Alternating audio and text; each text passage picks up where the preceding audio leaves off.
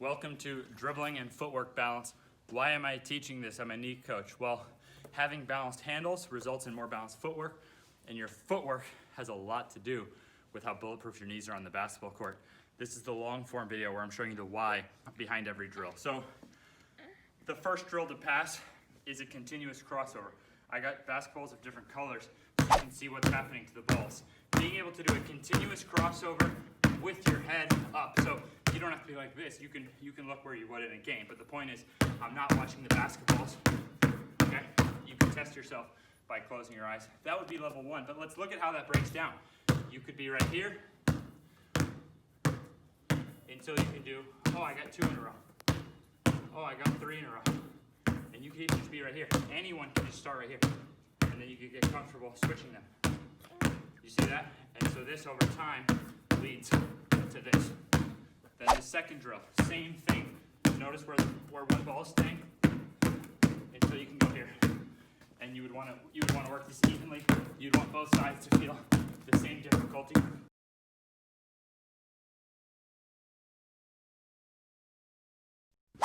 And then the last standing drill would be right here.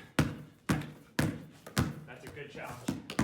Again, this is the long form video, so you're seeing, so this is the hardest of them. You want to be able to do it at a good pace. You can time yourself.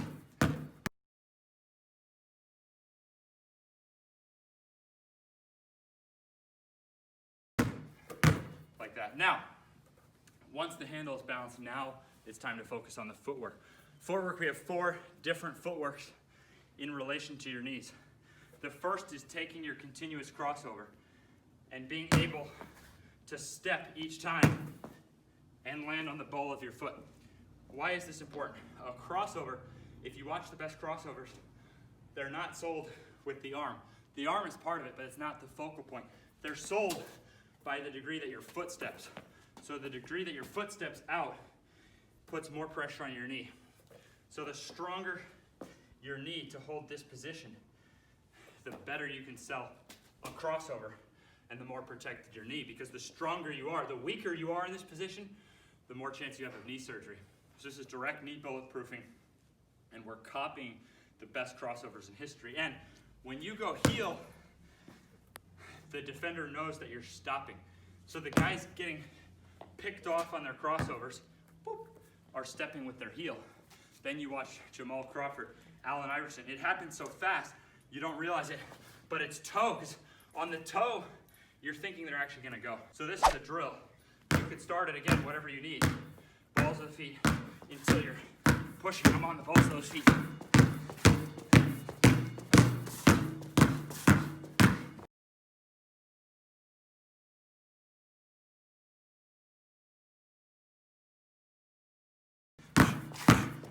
I still have my eyes. My eyes are still here instead of looking down. That's skill plus knee bulletproofing.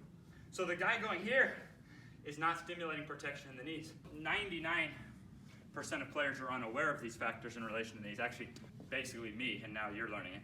And from actually coaching people, I found that 80% of players do these footworks wrong. 20% do it right.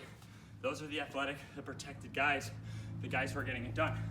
So 80% of guys on their crossovers are going heel toe, don't have an effective crossover, and have weak knees without even realizing it. Second drill is now going continuous between the legs.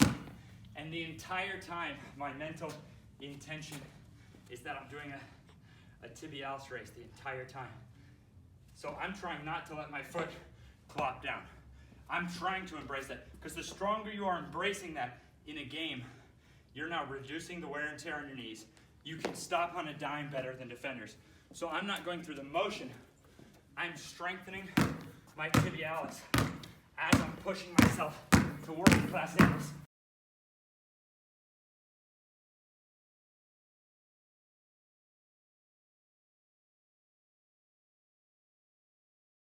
So regardless of what it looks like, in my head, I'm thinking to flex it the whole time. Notice, I'm not twisting out and shying away. And I'm not shortening. I'm trying to push out. I'm trying to bound forward. I'll do this one violently to the point of losing the basketballs, but I'm trying. trying to challenge those muscles. I'm not staying in my comfort zone. Now the third drill, again, 80. So 80%, let me put it this way. With that one, 80% just have a weak tibialis and have stopped trying to use it, and they just let the pressure come up into the knee. Now on this next one, 80% don't actually get the footwork right. They shy away from knee bulletproofing and end up with weaker knees, more likely to have ligament tears and surgeries. I'm going under the leg now. So the last drill was between the leg. This one, it's not coming there. It's coming under. So I'm going under the leg, continuously pushing off.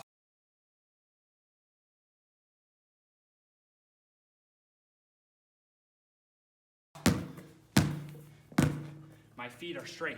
There's two big mistakes people make. You're gonna find yourself twisting instead of actually just, yeah, I think it's like maybe like that. Again, do stuff right so much you don't even know how to do it wrong. So your foot should stay straight and actually push instead of just twisting to the side and avoiding that strength. So again, now I'm pushing, I'm working on my knee bulletproofing. I'm pushing back. I'm pushing, push, push. I'm working on my knee bulletproofing while I'm pushing myself toward world-class handles. The big one on this one that people mistake. This knee is too weak to push. So when they go here, when they're doing it, oh yeah, there it is, boom, they go forward. So if this knee can't push that way and goes like that, you're not actually getting, so look, here's getting somewhere. Boom, I just got somewhere. Yeah, I guess it would be when you go the other one. See that? You're not actually, so here, ready? 1, 2, 3, 4. I didn't actually separate from my defender. Strong knee. 1, 2, 3. You're separating from your defender. So no skipping and no twisting. Strong knee, straight knee. As you get stronger, as your handles get better, push harder. Last drill. Again, 80% don't do this. Here's your slow guy who has good handles, but isn't getting it done, isn't getting the scholarships. This knee is not strong enough to change his direction. Okay? You ever see a guy go away on a move? James Harden doesn't only have the Euro step. One thing that makes him strong is he can go here and change direction off the inside. Dwayne Wade had a whole move based on this. Boom! And look how high he could jump off that left leg. They're not disrelated. But you never saw D Wade go this way. So again, your imbalances, it's your imbalances that predict your knee injury, not only how weak. It's how weak you are and how imbalanced you are. Otherwise, every 8-year-old would be tearing their ACLs because of weakness. It's not the case. So D Wade's problem is that he only in his career did his own move off the left leg, never once in his career off the right leg. When you're imbalanced, one side's weaker, and the other side takes too much of a beating and you're more likely injured. And then Michael Jordan, when Michael Jordan would get a lane on somebody, he wasn't going here away from, if this is the rim, you see the guys who get a step, but they don't. When you get a step on a defender, you should be able to go here and put your weight. It's just a thing you don't even notice, but if you're not strong here, then you're gonna struggle getting all the way to the rim. So I see this with kids all the time. Daddy says, oh, he gets the first step, but he can't get all the way to the rim. That's because he gets the first step, and that knee is weak, so he has to go here instead of going here. So we fix this with around the back. Instead of wasting all that space and time going there, defender's going that way, boop, bye-bye, boom, I'm going forward. So dribble, step, going forward, boom. So I'm changing, you're gonna have to probably see this one a lot.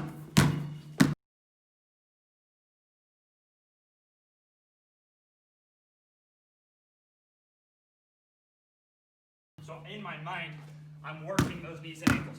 Go ahead and take it at your own pace. Boom. Right leg, boom. Left leg, boom. And I'm also not going here and then like stepping behind myself. It's strong. The weight is on it. The weight is there and actually getting me past the defender now. Boom. I'm just working that factor. So in my head, I'm trying to actually push off the left, push off the right, push off the left.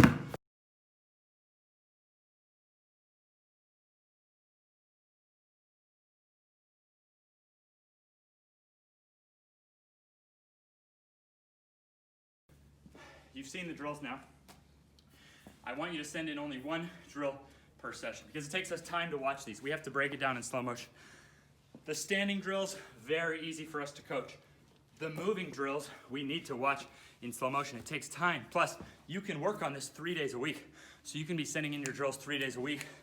Once you've mastered them all, ask my wife, did I do any warm up for my dribbling? Have I dribbled in months? No, we had a baby. Have not dribbled in months. And he has not even touched a basketball. I pumped these up this morning. Months. I didn't warm up for this. So that's my point, is that once you get them down, you barely ever have to work on them. It's with you. And then you'll play this way. And so the guy who's, every time you play like this, boop, weak knees. Every time you play like this, weak knees, no tibials. Every time you can't push off, weak knees. Every time you go here, oh, can't handle that. Weak knees. So if you play with weak knees, you wind up with weak knees. This is the stuff Jordan was doing. This is how he played. Jordan doesn't know this. This is why Jordan can't make the next Jordan. He was doing it. He wasn't aware that he was doing it. He was aware of a lot that he was doing, but he was definitely not aware of these factors that he was doing. He was just doing this stuff naturally. So that's my job, is not to listen to what people say, to look at what they do. And this is how I warm up like this to play basketball.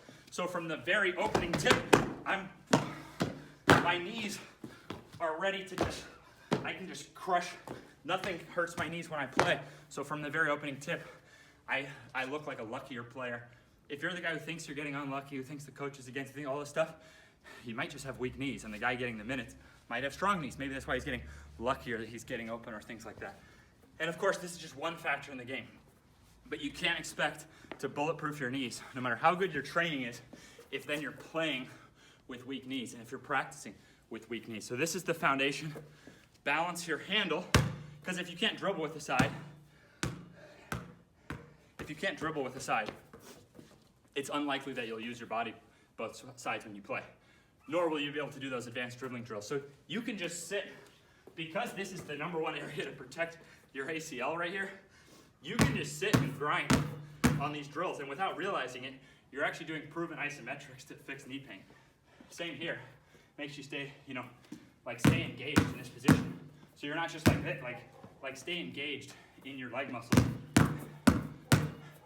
on these drills. Go ahead and burn out those leg muscles like this. If you can hold this position stronger than the guy you're playing against, you have an advantage on offense, on defense. This is how Michael Jordan played. Michael Jordan's defensive stance wasn't here. He played knees in, over the toes. Now he's right here. So every time Jordan played basketball, he put money in the bank for the number one muscle to protect your knees. And this is the most fast twitch of your quad muscles. So even how you play basketball, how you practice, influences your athleticism, influences your knee protection. This is how I've created knee ability, plus this, plus jump balance, is how I've created knees that basketball is just a joke. So I've lived two lives.